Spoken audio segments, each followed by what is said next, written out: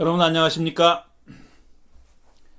오늘은 2020년 11월 1일 11월 첫째 주일입니다. 그리고 교회 달력으로는 성령강림절 23번째 주일이 되겠습니다. 오늘 여러분이 들으신 전주는 우리가 늘 예배 전주로 듣던 연주곡과는 좀 성격이 다른 것이었습니다.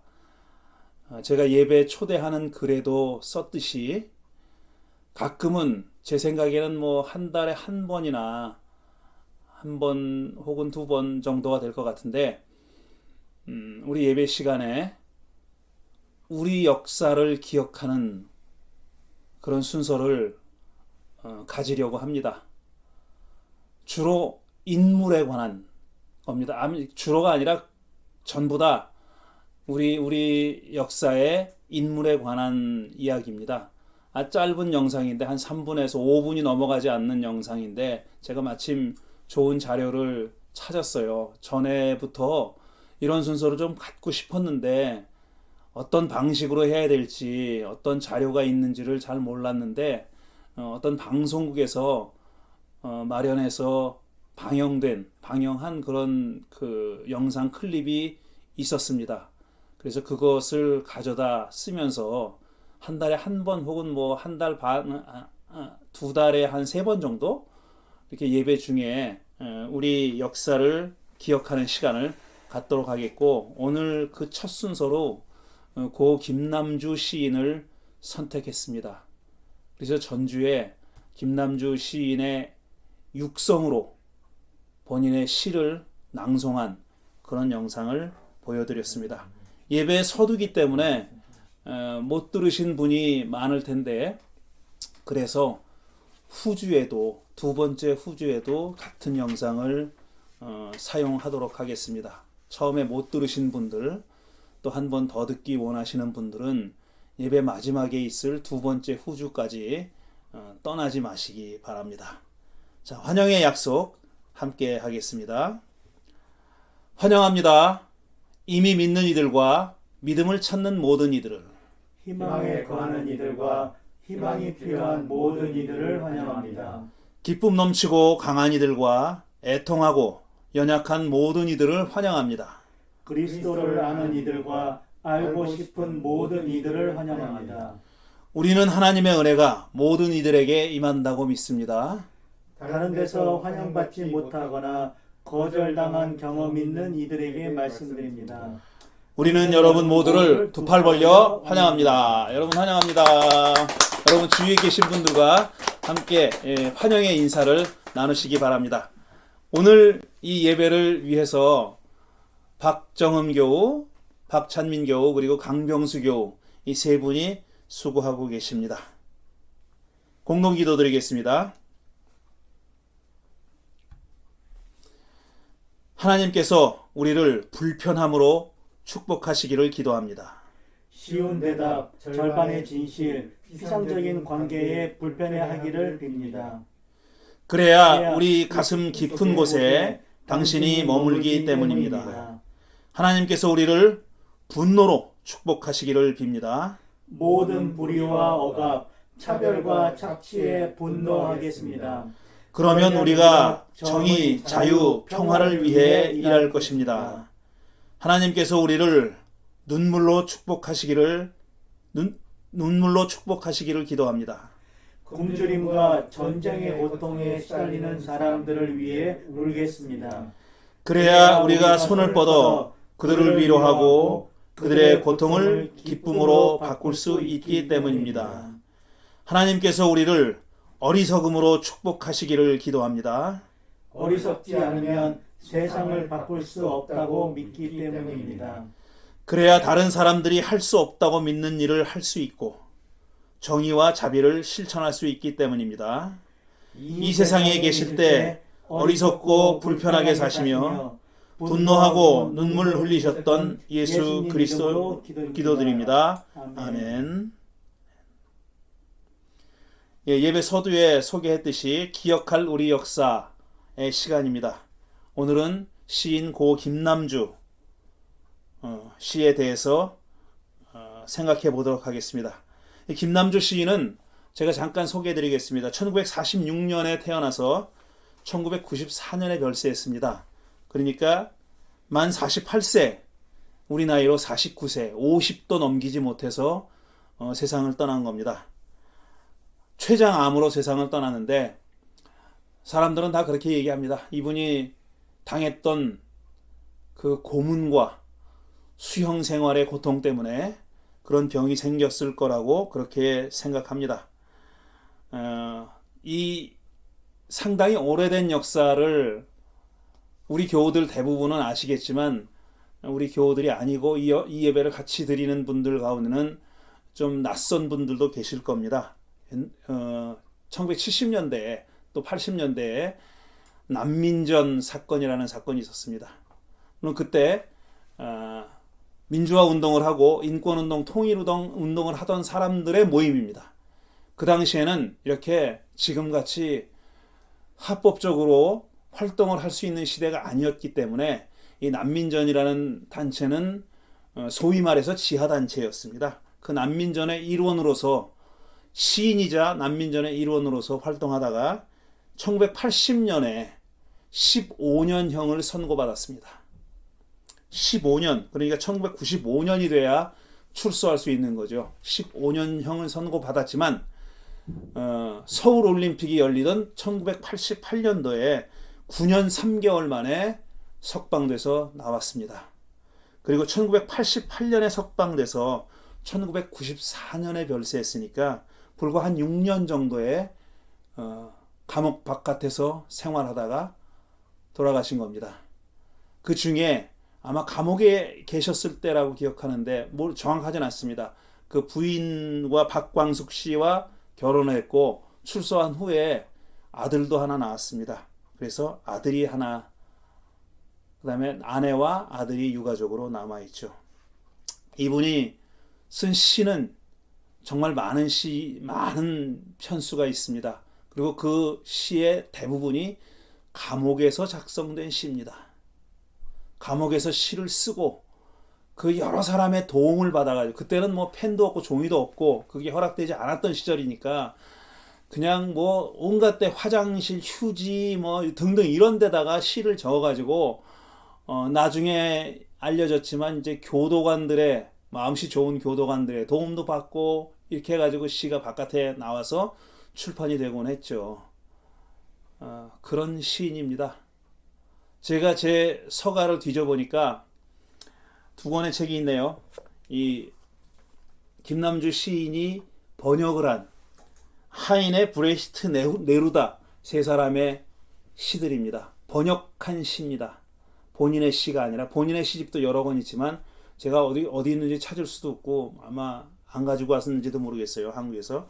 그렇게 있고, 그 다음에 또 하는 거는 몇 년도인가, 이게 몇 년에 나왔는지 정확히 몇 년 안 됐습니다. 김남주 평전이라고 하는 책입니다. 김남주 시인에 관한 평전인데 그 김삼웅 선생님이 이 평전을 썼습니다. 평전이 있는데 제가 다 읽어보진 못했습니다. 이 김남주 시인에 관한 짧은 영상을 함께 보시면서 우리 역사를 기억하고 되새겨보는 시간을 갖겠습니다. 이제 기도 시간입니다. 여러분이 보내주신 중보기도 제목은 없습니다. 그래서 오늘 제가 몇 가지 기도 제목을 여러분께 드리겠습니다. 먼저 선거가 이제 이틀로 다가왔죠. 뭐 벌써 선거하신 분들 많이 계시겠지만 정말 중요한 선거입니다. 선거가 중요하지 않은 때가 어디 있었냐 할 수도 있지만 이번 선거는 정말 특별히 중요합니다. 여러분이 꼭 투표권이 있는 분들은 꼭 선거에 참여해 주시기 바라겠고, 선거 결과가 터무니없는 결과가 나오지 않게 되기를 간절히 바랍니다. 그리고 지난주에 또 커다란 지진이 발생해서 고통당하는 사람들이 많이 생겼습니다. 터키하고 그리스 사람들이 많이 사상자가 많이 생겼죠. 지금 그런 고통당하는 사람들을 기억해 주시기 바라고, 그 다음에 지금 김남주 시인에 관한 영상도 보셨지만 김 시인뿐 아니라 이런 비슷한 일을 겪으면서 유명을 달리한 사람들, 그 다음에 그들의 가족들이 있습니다. 많은 사람들이 사실 그 정권이 바뀌고 나서 재심도 청구하고 그래서 억울한 누명을 벗은 사람들도 있습니다. 하지만 다 그렇진 않습니다. 아직도 그런 그 억울한 누명을 안고 살아가는 사람이 있고 그 누명을 벗기 위해 애쓰는 사람들이 있고 그 다음에 사실 저는 이렇게 생각하면 누명이 벗겨진다고 해서 그 사람이 가지고 살아온 그 상처들까지 없어지진 않습니다. 그저 약간 그 상처들을 약간 치료해주는 정도에 불과하지 그게 어떻게 다 없어지겠어요. 그 상처를 받고 사는 사람들 기억하면서 기도해 주시기 바랍니다. 그리고 코비드 상황과 등등 우리가 가지고 있는 기도 제목 늘 기도해 봤던 그 제목들을 가지고 기도해 주시기 바라고 또 여러 곳에 흩어져 있는 우리 교우들 지금 코비드 사태 때문에 경제적으로 어려움을 당하고 있는 교우들도 여러분 계십니다. 크고 작은 어려움이 있습니다. 사업을 하시는 분은 사업하시는 대로, 그 다음에 또 직장 생활 하시는 분은 그대로, 그 다음에 일이 줄어들거나 아니면 못하게 된 분도 있습니다. 그런 분들을 기억하면서 기도해 주시기 바랍니다. 함께 잠시 개인 기도하는 시간 갖고 그 다음에 제가 기도하겠습니다.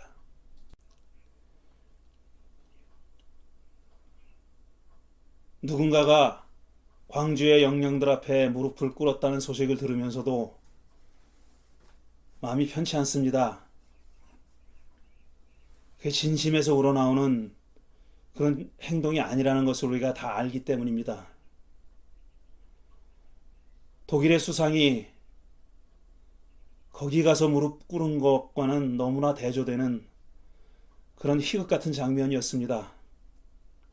1980년이면은 벌써 몇 년 전입니까? 그 아픈 상처를 아직도 다 떨쳐버리지 못하고 살아가고 있는 우리 결례입니다. 언제나 진정한 치유가 이루어질지 그 사건 말고도 우리가 근현대사를 겪으면서 군사정권의 폭압에 의해서 피해당하고 죽고 살해당하고 또 가족들이 얼마나 많은 고통을 당해왔습니까? 이제는 그 모든 것을 다 치유하고 새롭게 출발해야 될 때가 됐는데도 아직도 그런 일이 벌어지지 않고 있습니다.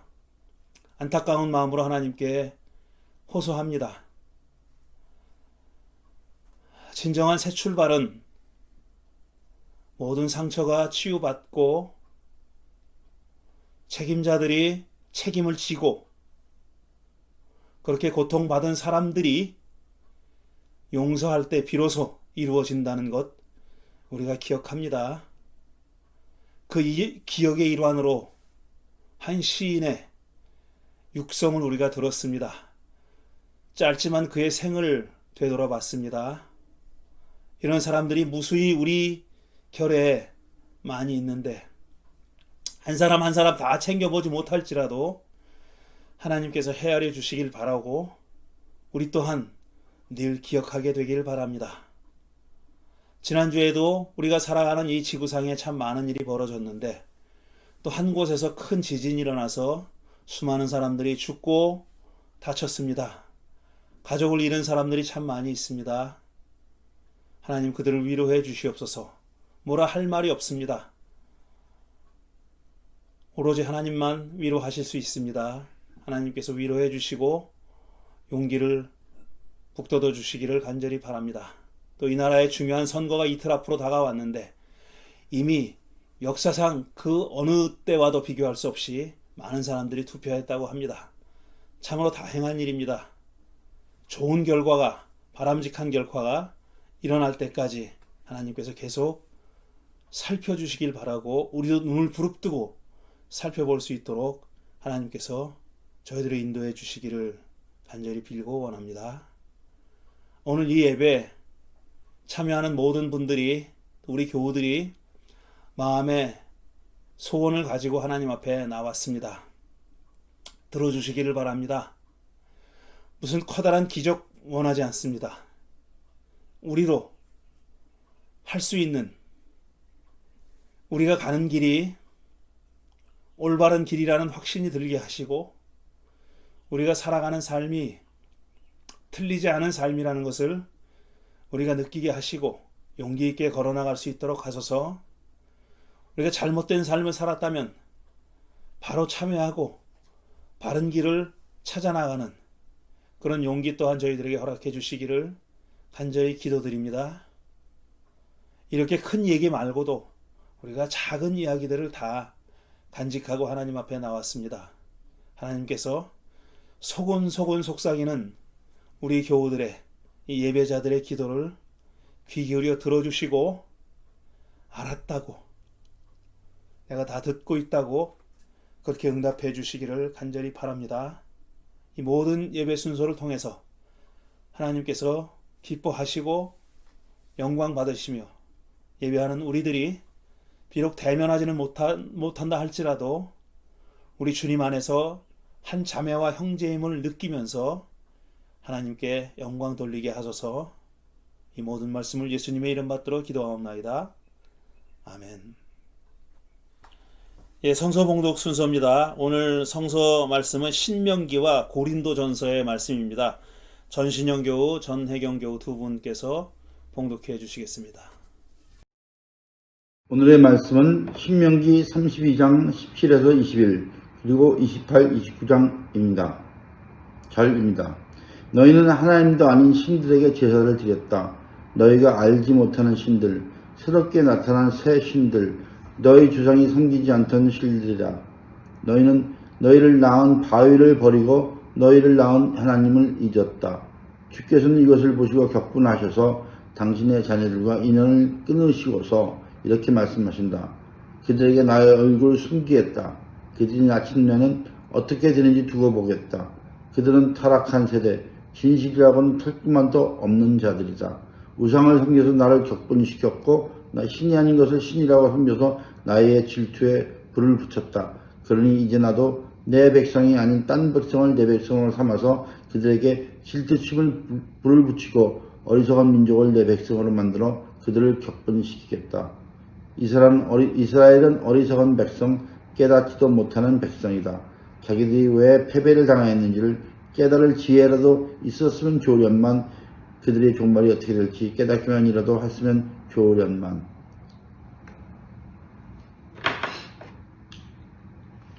두 번째 말씀은 고린도전서 7장 17절에서 24절, 29절, 31절 말씀입니다. 각 사람은 주께서 그에게 나누어 주신 대로 또 하나님께서 그를 부르신 대로 살아가십시오. 이것이 모든 교회에서 명하는 나의 지시입니다. 할례를 받은 몸으로 부르심을 받은 사람은 굳이 그 할례 받은 흔적을 지우려고 하지 마십시오. 할례를 받지 않은 처지에서 부르심을 받은 사람은 굳이 할례를 받으려고 하지 마십시오. 할례를 받은 것이나 안 받은 것이나 그것은 문제가 아니고 하나님의 계명을 지키는 것이 중요합니다. 각 사람은 부르심을 받은 그 때의 처지에 그대로 머물러 있으십시오. 당신은 노예로 있을 때에 부르심을 받았습니까? 그런 것에 마음 쓰지 마십시오. 그러나 자유로운 몸이 될 수 있는 기회가 있으면 어떻게 해서든지 그것을 이용하십시오. 주님 안에서 부르심을 받은 노예는 주님께 속한 자유인입니다. 그와 같이 자유인으로서 부르심을 받은 사람은 그리스도의 노예입니다. 여러분은 하나님께서 값을 치르고 사신 몸입니다. 여러분은 사람의 노예가 되지 마십시오. 형제자매 여러분은 각각 부르심을 받은 그때의 처지에 그대로 머물러 있으면서 하나님과 함께 계십시오. 형제자매 여러분, 내가 말하려는 것은 이것입니다. 때가 얼마 남지 않았으니 이제부터는 안에 있는 사람은 없는 사람처럼 하고 우는 사람은 울지 않는 사람처럼 하고 기쁜 사람은 기쁘지 않은 사람처럼 하고 무엿을 산 사람은 그것을 가지고 있지 않은 사람처럼 하고 세상을 이용하는 사람은 그렇게 하지 않은 사람처럼 하십시오. 이 세상의 모습은 사라져 버리기 때문입니다. 오늘은 새로운 세상에서 종교 기독교는 어떻게 달라져야 할까 시리즈 17번째 시간입니다. 그리고 오늘은 지난주에 이어서 대체 그들은 왜 그랬을까 라는 제목으로 하는 두 번째 설교가 되겠습니다. 지난 주일에는 고레에다 히로카츠 감독의 장편 데뷔작 환상의 빛 얘기를 했죠. 그리고 두 번째로는 출애굽기 32장에 나오는 이스라엘 백성들이 황금 송아지 상을 세우고 광란의 밤을 지낸 그 얘기를 했습니다. 제 질문은 이겁니다. 그들은 대체 왜 그랬을까? 영화에 대해서 던지는 질문도 똑같은 질문이고 이 성서의 황금 송아지 상에 관한 이야기에 던지는 제 질문도 똑같습니다. 대체 그들은 왜 그랬을까? 그걸 이해해 보고 싶습니다. 대체 왜 그랬을까? 이 질문은 영화 환상의 빛이 내내 던지는 그런 질문입니다. 이 주인공은 영화 내내 이 두 가지 질문을 마음에 품고 살아갑니다. 첫 번째 질문은 대체 자기 남편은 왜 그렇게 스스로 목숨을 끊었을까 하는 겁니다. 왜 열차가 달려오는 것을 알고도 피하지 않고 거기 열차에 치여서 죽었을까? 스스로 목숨을 포기했을까? 하는 그런 질문이죠. 근데 그 질문에 대한 어떤 대답의 실마리라도 이 여인이 가지고 있었다면은 그렇게 평생을 그 질문을 안고 살아가지는 않았을 겁니다. 자기로서는 도저히 그 답을 찾을 수가 없는 거예요. 답을 알 수가 없는 거예요. 평소에 그 남편이 했던 행동에서 뭐 그런 조그만한 실마리라도 있었으면은 모르겠는데 그런 게 전혀 없었고 또 그 남편이라는 사람을 자기가 모르는 사람이었다면 또 모르겠는데 그러니까 만난 지 얼마 안 돼서 결혼해서 같이 사는 그런 사이도 아니었습니다. 한 동네에서 어렸을 때부터 같이 자랐고 정말 오누이처럼 같이 자랐던 그런 사람, 누구보다 그 사람을 잘 알고 있다고 그렇게 생각했던 사람이 자기가 전혀 이해할 수 없는 그런 행동을 취한 것을 이 여자는 이해할 수 없었던 겁니다. 도대체 그는 왜 그랬을까? 그 다음에 두 번째 이 여인이 안고 살았던 질문은 자기 할머니에 관한 질문이죠. 이 주인공이 어렸을 때 치매를 앓고 있는 할머니가 자기 고향에 가겠다고 무작정 집을 나선 겁니다. 그 할머니를 막아보려고 했지만 막지 못했죠. 그냥 그 할머니의 고집을 끊지 못했어요. 나이가 어리기도 했거니와 할머니가 뭐 무작정 가겠다는 걸 어떻게 어린 아이로서는 막을 도리가 없었던 거죠. 그 할머니는 생사 확인도 못했습니다. 어떻게 돌아가셨는지 알 수 없는 그런 처지. 근데 이 여인은 그랬습니다. 왜 할머니가 꼭 그렇게 해야 했을까? 왜 그분은 그렇게 고향에 가겠다고 했을까? 하는 겁니다. 이 두 가지 질문을 이 여인이 안고 살아간다는 얘기는 우리가 영화를 보면 알 수 있습니다. 그런데 그것 말고도 또 다른 질문을 대답을 주지 않는 다른 질문들이 영화에 많이 등장하죠. 왜 그녀는 버스를 타지 않았을까? 왜 버스를 타고 떠나지 않았을까? 왜 그녀는 장례 행렬을 따라갔을까? 왜 그녀는 장례 행렬을 따라갔을까? 왜 그녀의 시아버지는 바다에서 자기가 본 빛의 정체가 무엇인지 과연 그는 알았을까 하는 것. 그 다음에 그 빛을 본 다음에 왜 그는 다시는 바다에 나가지 않았는가. 이런 질문들에 대한 대답을 감독은 주지 않습니다. 아니 대답을 주지 않으려고 하는 것이 감독의 의도인지도 모르겠어요. 이런 질문에는 본래 대답이 없다는 것을 보여주는 그런 영화일 수도 있다는 생각을 했습니다. 그뿐입니까? 저는 이 황금 송아지 상 만든 사건도 도저히 이해할 수가 없습니다. 저는 이해를 못하겠어요. 왜 그 사람들이 그렇게 행동했는지, 왜 그렇게 했는지 저는 이해를 못하겠어요. 거기 등장하는 그 어느 누구도 이해를 못하겠습니다. 백성들이 왜 그랬는지도 모르겠고, 아론이 왜 황금 송아지를 만들어 줬는지도 모르겠고, 또 하나님이 왜 그들을 벌하겠다고, 벌 정도가 아니라 그냥 다 멸절해 버리겠다고 했다가 바로 모세가 애원하자 생각을 바꿨는지도 이해 못하겠고, 그 다음에 그렇게 하나님께 애원하던 모세가 정작 하산에서는 분노를 터뜨리면서 레위 사람들을 시켜서 3,000명이나 되는 사람들을 그날 죽였는지도 이해 못하겠습니다. 다 이해할 수 있는 대목이 하나도 없어요.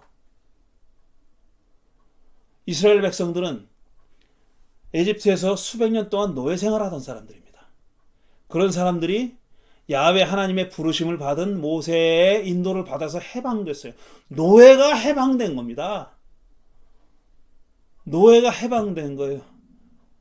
지금부터 한 200년 전에 있었던 이 땅에서 이 흑인 노예들의 해방, 물론 형식적인 해방이긴 했지만 그 감격이 당사자들한테는 얼마나 컸겠어요. 근데 그것보다 3,000년 전에 노예들, 200년 전에 노예들에 비해서도 더 열악한 삶을 살던 노예들이었음에 분명한데 그들이 해방됐어요. 그들이 자유인이 됐습니다. 그런데 그렇게 자기를 자유인으로 만들어준 그 신을 불과 넉 달 남짓 만에 배신한 겁니다. 그리고 자기들이 에집트에 있었을 때 했던 행태처럼 무슨 신상을 만들어 놓고 거기 절하고 그렇게 했지 않습니까? 똑같은 짓을 반복한 거예요. 황금송아 자기들 가지고 있던 그 금부치들을 다 내놓고 황금송아지상을 만들어서 이게 우리를 해방시킨 신이다 그러면서 야단법석을 한 거예요. 불과 넉 달 남짓 만에. 어떻게 그럴 수가 있을까? 또 하나님은 저놈들을 당장 멸절시켜야 되겠다고 그렇게 분기탱천하셨다가 어떻게 그렇게 쉽게 마음을 바꿉니까? 한 사람이 하소연했다고 해서, 한 개인이 호소했다고 해서 그렇게 결심을 쉽게 바꾸는 분이 하나님이시다. 우리가 이런 하나님을 믿을 수 있는가, 신뢰할 만한가 하는 질문을 던지지 않을 수가 없는 거죠. 모세도 마찬가지입니다. 그렇게 하나님께 자기 백성들을 살려달라고 온갖 이유를 들이대면서 호소했던 그가 하산하자마자 어떻게 그렇게 3,000명을 죽이라는 명령을 할 수 있느냐는 거예요. 저는 하나도 이해를 못하겠어요. 이들이 왜 그렇게 했는지, 하나님 포함해서 이들이 왜 이렇게 행동했는지 저는 하나도 이해가 안 되는 겁니다. 제가 오랫동안 구약을 공부하면서 몇 가지 깨달은 게 있습니다. 이건 뭐 책에 나오는 얘기는 아니에요. 저 개인적인 깨달음인데, 제가 구약 성서를 공부하면서 몇 가지 깨달은 게 있는데 두 가지를 말씀드릴게요. 첫째는 뭐냐면은, 사실 구약 성서에 나오는 얘기들 중에 완전히 이건 이래서 이렇구나 하고 완전히 이해되는 얘기가 거의 없습니다.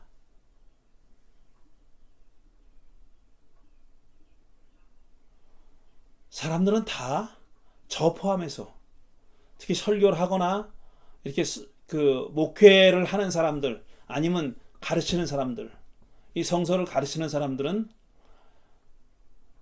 이게 무슨 뜻인지 모르겠다는 말을 잘 안 합니다. 저도 잘 안 하죠. 마치 다 아는 것처럼 얘기하잖아요. 제가 스스로 모토는 아는 거는 안다 그러고 모르는 거 모른다 그러자, 이게 제 모토예요.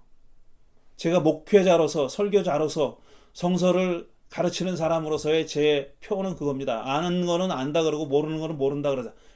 그렇게 하지만 그런 표를 가지고 산다고 그렇게 믿고 있지만 사실은 그러지 못했던 적도 많거든요. 잘 모르면서 이걸 그렇게 의심하는 것처럼 얘기하면 안 되지라고 생각하고 얘기한 것들도 많고, 사실은 제가 이게 분명하지가 않은데도 불구하고 마치 분명한 것처럼 확실한 것처럼 확신하는 것처럼 그렇게 얘기한 내용들도 많이 있습니다. 근데 점점 이렇게 시간이 흐르고 성서를 계속 공부하면서 느끼는 거는 뭐냐면 이게 분명한 게 사실 하나도 없구나 하는 그런 느낌이 오는 겁니다. 확고한 건 하나도 없구나. 항상 우리가 서 있는 터전은 이렇게 흔들리고 있구나. 확고하게 기반을 잡고 흔들리지 않는 그런 터전 위에 우리가 서 있는 게 아니구나 하는 생각을 그렇게 갖게 합니다. 그렇게 갖게 됩니다. 구약성서의 이야기의 절반가량은 이야기입니다. 구약성서의 절반가량은 이야기, 스토리 혹은 내러티브라고 부르는 그런 형식으로 되어 있어요. 이야기로 되어 있어요. 그 가운데 시도 있고 뭐 율법 같은 법전도 있고 그다음에 격언 같은 것도 있고 여러 가지 장르들이 많지만 가장 많은 부분을 차지하고 있는 것은 이야기입니다. 이야기. 근데 그 이야기는 대체로 다 역사에 기반을 하고 있는 이야기, 역사적 사건에 기반을 두고 있는 이야기지 순수하게 누군가가 머릿속에서 짜낸 픽션은 아닙니다. 꾸며낸 이야기는 아니에요. 어떤 역사적 사실에 근거한 이야기죠.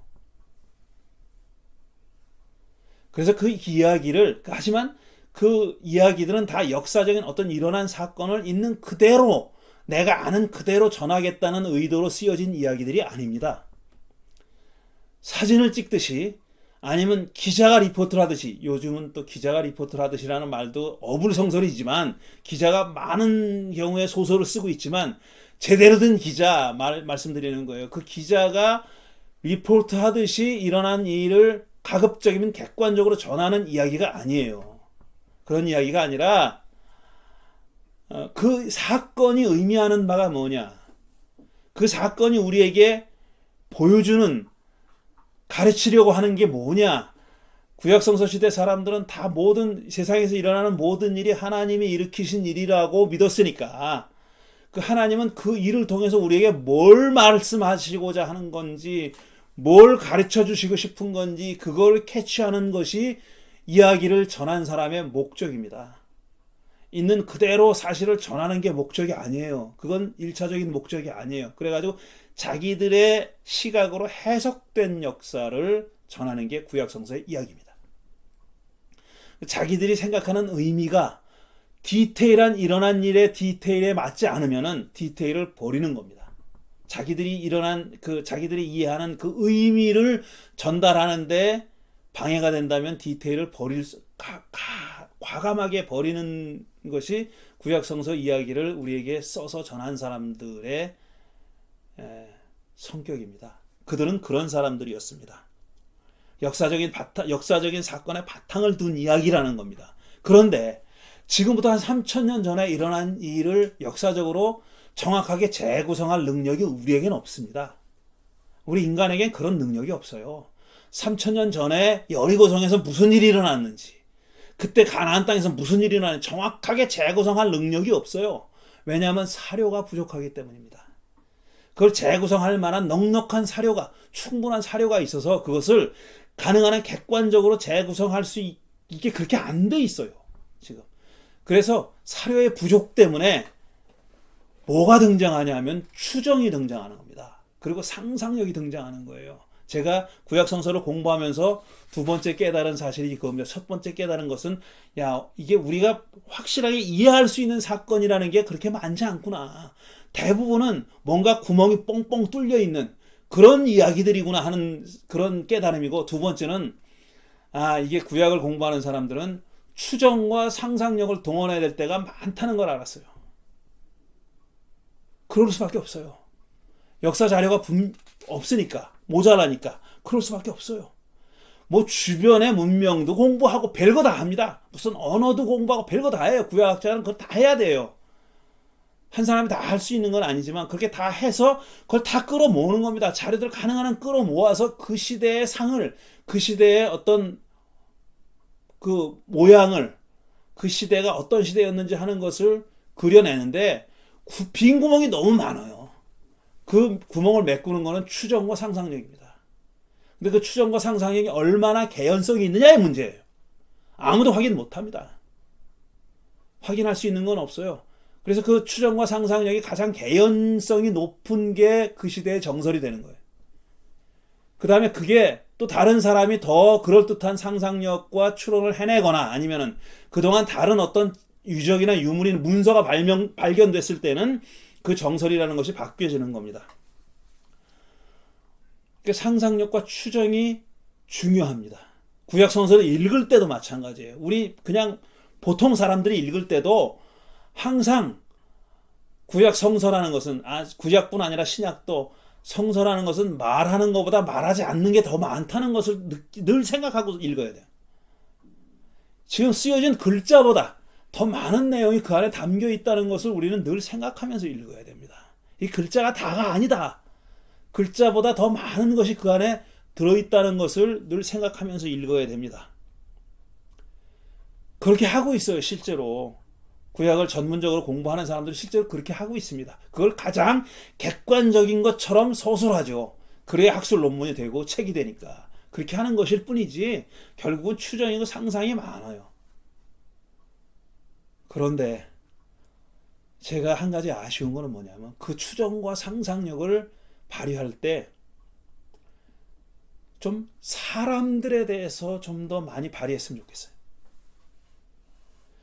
그 시대에 일어난 사건, 사람이 빠진 어떤 사건이 아니라 사건은 누가 일으킵니까? 사람이 일으킵니다. 그 사건은 누가 겪습니까? 사람이 겪습니다. 그 사건의 영향은 누가 받습니까? 사람이 받습니다. 그런데 그 사건을 일으킨 사람들, 그 사건을 겪은 사람들, 그 사건의 영향을 받은 사람들에 대한 어떤 이해, 그 사람들은 과연 어떤 사람들이었는지, 어떤 존재들이었는지 하는 것에 대한 어떤 상상력을 발휘하는데 주춤주춤하고 있어요. 그게 좀 저는 안타까워요. 저는 학자들로서는 그럴 수 있다고 생각해요. 그건 너무 주관적인 해석이니까 그럴 수 있죠. 근데 우리는 그거를 우리가 성서를 읽을 때나 그걸 염두에 두지 않으면 안 되는 거예요. 이 사람들은 도대체 왜 이랬을까? 그 사건이 어떻게 일어났는가 그것만 보지 말고 그 사건을 일으킨 사람 혹은 겪은 사람들, 그 사건의 피해를 본 사람들은 어떤 영향을 받았을까? 그 사람들은 어떻게 달라졌을까? 이런 걸 좀 생각하면서 읽어야 된다. 그런 얘기를 지금 하는 겁니다. 저는 그래서 뭐 아주 복잡한 그런 책을 읽을 때나 아니면 덜 복잡한 책을 읽을 때나 혼자 성서를 읽을 때나 항상 생각합니다. 이 자들은 이 사건을 어떻게 생각했을까? 이 일을 어떻게 생각했을까? 이 사람들한테 이 사건은 뭐였을까? 이 사건은 무슨 임팩트를 줬을까? 무슨 영향을 줬을까? 이 사건을 겪고 나서 이 사람들은 어떻게 달라졌을까? 이런 생각을 하면서 추정하고 상상하면서 그렇게 읽습니다. 제가 영화 얘기를 했으니까 드라마 얘기도 하는 게 균형에 맞는다고 생각합니다. 요즘 넷플릭스에 올라와가지고 많은 사람들의 호평을 받는 나의 아저씨라는 드라마가 있습니다. 나의 아저씨. 보신 분들 많을 거예요. 우리 지금 예배를 드리는 분들 가운데서 이 나의 아저씨라는 드라마를 보신 분들이 많을 겁니다. 여기 계신 분들 보셨어요? 이 셋 중에 박찬민 씨는 안 봤다. 죄송합니다. 실명을 거론해서 죄송한데 안 본 분 한 분 있고요. 보셨네요. 너무나 힘든 환경에서 살인까지 저지른 20대 초반의 여자 주인공. 할머니를, 이 언어장애를 가지고 있는 할머니를 모시고 사는 손녀 20대 초반의 여자 주인공입니다. 그 다음에 한 회사의, 큰 회사의 중견 간부인 40대 남자가 또 주인공이에요. 제가 이런 그 드라마를 보면은 작가가 누군지부터 찾아봐요. 작가가 누구더라고요. 박혜영이라는 사람이던데 처음 듣는 이름이에요. 저는 제가 지금은 잘 안 보지만 옛날에 드라마를 많이 봤기 때문에 또 드라마를 보면 작가, 주인공보다 작가를 먼저 생각하기 때문에 작가를 보는데 생전 처음 듣는 드라마예요. 생전 처음 보는 작가 이름이더라고요. 그 또 찾아봤죠. 인터넷 찾아보니까 몇 개를 썼어요, 그 전에. 근데 제가 본 게 하나도 없더라고요. 그리고 사실상 자기가 쓴 그 보조 작가나 뭐 이런 그 주 작가가 아니라 두 번째 혹은 세 번째 작가로 쓴 작품들이고 실질적으로 처음 쓴 작품이 이거라는 거예요. 나의 아저씨라는 거예요. 그래서 깜짝 놀랐어요. 야, 첫 작품을 어떻게 이런 걸 쓰지? 뭐 남자인지 여자인지도 모르겠어요. 근데 이 사람 도대체 어떻게 생겨먹은 사람이지? 하는 의문이 들더라고요. 아까 환상의 빛도 고래에다가 첫 작품 아니에요. 첫 작품인데 그렇게 엄청난 걸 만들어냈어요. 근데 이 사람도 실질적인 첫 작품인데 이건 첫 작품이 아니라 거의 제가 좋아하는 정운경급이다. 이런 생각을 하면서 이 드라마를 봤습니다.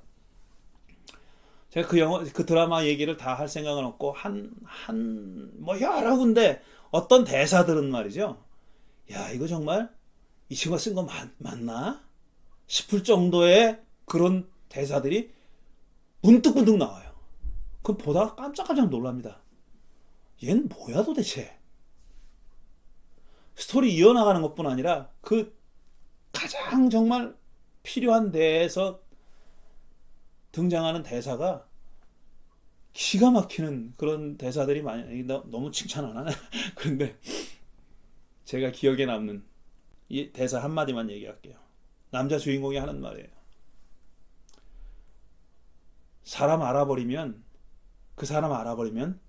그가 무슨 짓을 해도 상관없어. 난 너를 알아. 여자 주인공한테 하는 말입니다. 그게 한참 진행된 다음에 그 사람 알아버리면 그가 무슨 짓을 해도 상관없어. 난 너를 알아. 그랬어요. 제가 이 대사에 확 꽂힌 이유는 이거예요.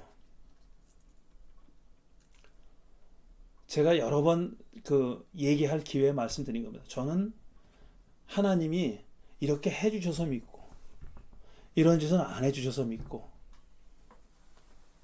그러지 않는다고 생각하고 있어요. 그러지 않는다고 생각했어요. 하나님이 어떻기 때문에 내가 그분을 믿는다. 하나님이 정의로워서 아니면 사랑이 많으셔서 믿는다. 저는 저 스스로가 그 단계는 벗어났다고 생각했습니다. 그냥 하나님은 하나님이니까 믿는 거예요. 하나님이니까 그 양반이 무슨 짓을 해도 난 상관하지 않겠다. 그런 줄 알았어요, 제가. 난 널 알아. 난 하나님을 알아. 이런 줄 알았어요. 근데 가만히 보니까 제가 상관을 하고 있더라고요. 하나님을 다 알면 상관이 없어야 되는데 매사에 상관하고 있는 그런 저를 알게 됐습니다. 제가 그렇다는 걸 알게 됐어요. 상관없기는 무슨 개뿔. 온갖 것에다 상관하고 있는 거예요. 나는 그 양반은 모르는 거지, 그러니까. 아는 줄 알았지만 모르는 거고, 내가 상관 안 하는 줄 알았지만 상관하고 있었더라고요.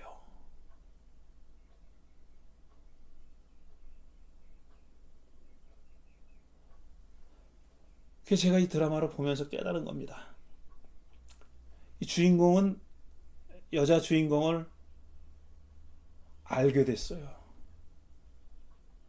많은 걸 알아요. 그러나 다 안다고는 말하지 못하겠어요.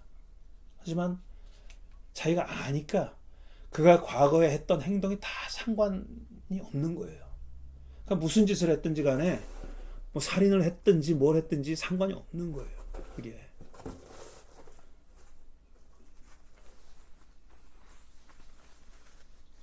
김희설에서 잠깐만.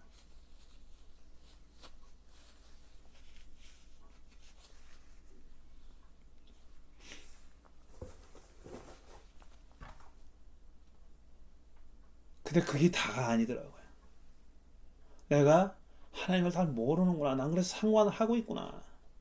실제로 상관하고 있구나. 근데 내가 하나님을 다 아는 것처럼 마치 하나님 무슨 행동을 해도 나는 거기에 구애받지 않는 것처럼 그렇게 나 자신을 기만하면서 속이면서 살아왔구나 하는 생각을 하면서 동시에 떠오른 생각은 뭐냐면 하나님도 우리를 잘 모른다. 그분이라고 해서 우리 인간의 복잡한 이렇게 결이 많고 겹겹이고 다층적인 우리 사람을 다 모르시는 것 같아요. 그분도 다 알지 못하는 것 같아요.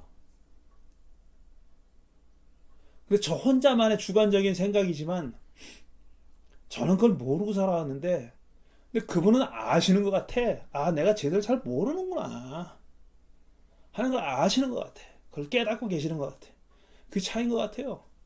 우리하고 하나님의 차이는 우린 다 안다고 착각하고 까부는데 하나님은 당신이 우리 인간이라는 존재를 다 알지 못하고 계시기 때문에 굉장히 조심하고 계시다.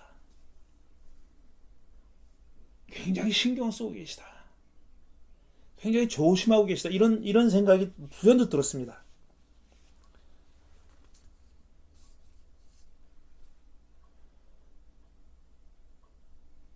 사람이 단순하게 그 성경을 읽다 보면요 이런 불만이 생깁니다. 이렇게 단순해? 이 일이? 이렇게 간단해? 아니 뭔가 더 얘기할 게 있어야 되는데 더 얘기해야 되는데 이렇게 간단해? 아, 이놈 옳은 놈이고 이놈 틀린 놈이고 이 자식은 상 받고 이 자식은 벌 받아. 이게 다야? 얘는 왜 그랬으며 이놈은 또 왜 그랬는지 그거 한번 물어봐야 되는 거 아니야? 이런 생각. 그런데 성경이 그런 얘기를 언뜻 하고 있지만 잘 눈에 안 띕니다. 눈에 띄는 거는 단도직입적이게 간단해요. 그래서 그걸 글자만 따라가다 보면은 종교가 삶을 뒤엎어버려요. 그 복잡다단한 삶을 몇 가지 안 되는 종교적 어떤 가치 가지고 제가 종교라는 말을 붙이는 것도 참 종교 입장에서 보면 억울하지만 그 몇 가지 명제를 가지고 이 인간의 그 복잡다단한 겹겹이 층층이 있는 그 삶을 재단해 버리려고 그런 위험을 종교가 가지고 있습니다. 예수 믿으면 다 되는 거 아니잖아요. 예수만 믿으면 다 좋은 사람이 아니잖아요. 그 겹이 얼마나 다단이며 그게 얼마나 복잡하고 까득까득 계속 소갈맹이가 안 나오는 게 그 인간의 존재고 우리의 삶이 아닙니까? 그게 우리가 살아가는 삶이고 우리가 그렇게 생겨먹은 존재들인데 그런 복잡한 인간의 삶을 한두 마디로 재단해버리는 그런 우를 종교가 너무나도 자주 범하고 있고 성경도 그렇게 피상적으로만 읽으면 그렇게 된다는 거예요. 이스라엘 사람들이 에집트 노예 생활에서 해방됐다 그랬잖아요. 제가 앞에 그랬죠. 넉 달 만에 어떻게 이럴 수가 있나. 넉 달 만에, 불과 넉 달 만에 어떻게 이렇게 배신할 수가 있나. 근데 가만히 생각해 보십시오. 이들이 야훼라는 이름을 들은 게 넉 달밖에 안 됐어요. 그들이 야훼에 대해서 뭘 알아? 자기들 해방시켜줬죠. 좋지. 자기들 살려줬으니까 좋지요. 생명을 줬고 좋잖아요. 그렇지만 그들은 야훼가 누군지 몰라요. 그거 어떻게 합니까? 4달 만에 어떻게 알아요? 우리 평생을 믿는다고 이러고 댕겨도 잘 모르겠는데 어떻게 알아요? 그러니까 그들이 불안해서 황금송아지 상을 만든 거. 저 같은 봐줍니다. 니들이 날 뭘 안다 그러겠니? 하기는 그러지 않겠냐고요. 하나님이 갈팡질팡했다 그러잖아요. 이 성경을 적은 사람이 하나님이 갈팡질팡한 걸로 되어 있잖아요. 마음도 바꾸고 후회도 하고. 그건 뭐냐면은 사람이 그만큼 복잡한 거예요. 복잡하기 때문에 그런 겁니다.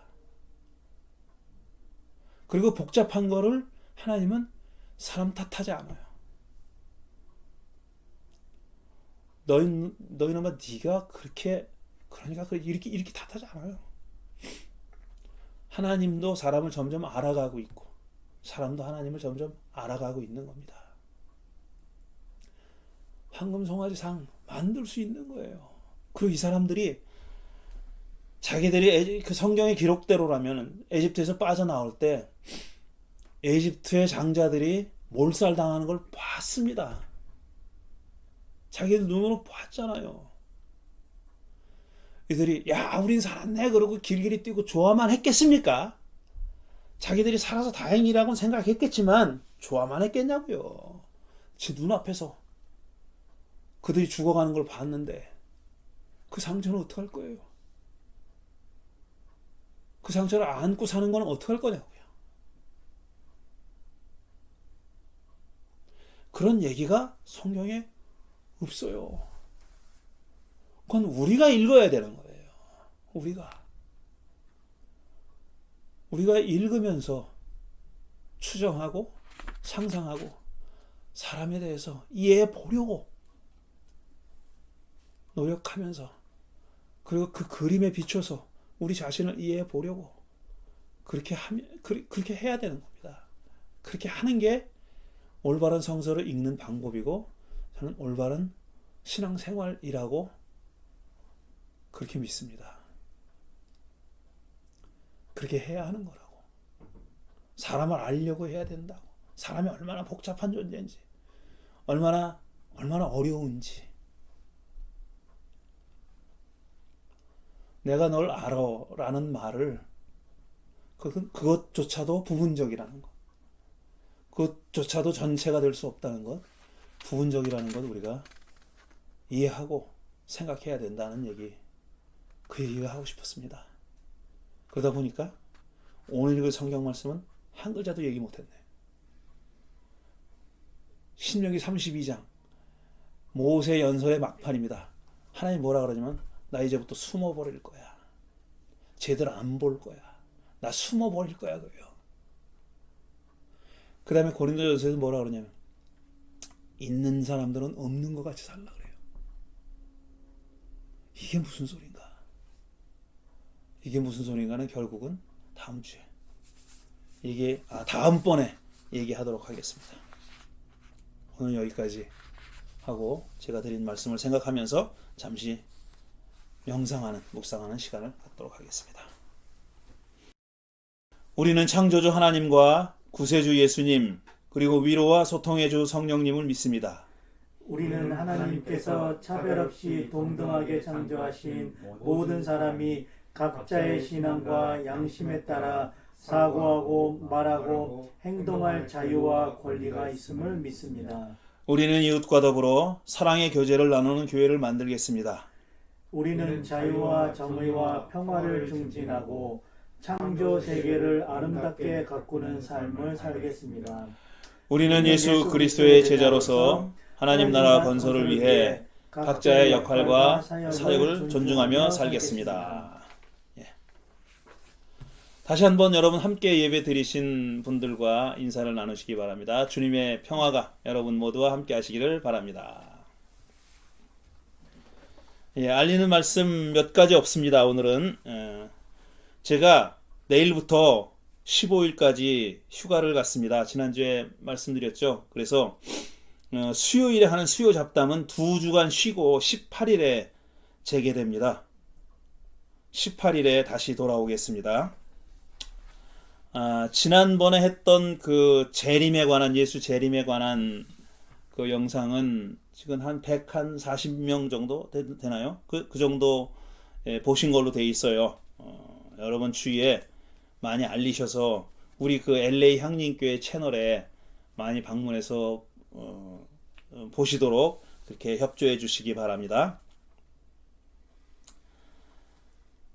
예, 다음 주 성서봉독은 박신화 목사님께서 담당하십니다. 박신화 목사님은 지금 같은 아파트먼트에서 다른 방으로 이사를 하셨다네요. 그래서 이달 말 초에 계속 이사하시느라고 좀 분주하셨다고 합니다. 박신화 목사님 이사 정리 잘 하시길 바라겠고요. 다음 주일에 성서봉독 담당해 주시기 바랍니다. 그리고 김찬기 교우는 이번에 또 고국 방문하셨습니다. 며칠 전에 출국하면서 잠깐 연락을 했습니다.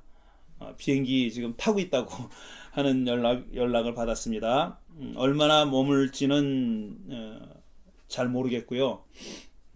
언제 돌아오실지 잘 모르겠습니다. 잘 가신 일이 잘 되시기를 바라고, 그 다음에 김애실 교우는 좀 아까 말씀을 들으니까 원래 11월 초에 온다 그랬다가 12월 초로 한 달 미뤘답니다. 하긴 저 같아도 그럴 것 같아요. 거기가 훨씬 안전하고 요즘 한국이 얼마나 아름답습니까? 자꾸 제가 주보 표지 사진에 단풍 든 모습을 올리는데 부러워서 그럽니다. 단풍 구경도 못하고 이렇게 지내는 게 좀 안타까워서 부러워서 그런데 저뿐 아니라 여러분 다 마찬가지일 거라고 생각합니다. 그림이라도 보고 위로를 받으시고요. 그 다음에 김혜실 교우님 계시는 동안 즐겁게 지내시기 바랍니다. 여기 박정음 교우도 비교적 잘 계십니다. 다음 주는 제가 휴가 중인데 어떤 분이 말씀을 전해 주실지 기대해 주시기 바랍니다. 헌금하는 방법 주보에 나와 있으니까 그대로 정성껏 헌금해 주시기 바랍니다. 이제 파송 축도 후주로 예배를 마치겠습니다. 예배 서두에 제가 말씀드렸는데 오늘 전주로 감상한 영상, 김남주 시인의 시인이 직접 낭송하는 이 가을의 나는 이라는 시, 예배 서두에 못 들으신 분이 많이 계실 것 같아서 두 번째 후주로 다시 반복해서 보고 듣겠습니다. 여러분 그 두 번째 후주 끝날 때까지 계속 잘 감상하시기 바랍니다. 세상으로 평안히 돌아가십시오. 자유인으로 사십시오. 다층적인 우리네 삶이 또 여러 가지 겹겹의 층을 가지고 있는 우리들과 나와 우리 이웃들이 여기 있습니다. 쉽게 단정짓지 말고 깊이 이해해 보려는 노력을 기울입시다. 성령께서 여러분 모두와 함께 하시기를 바랍니다. 성령의 은총 가운데서 늘 기뻐하십시오.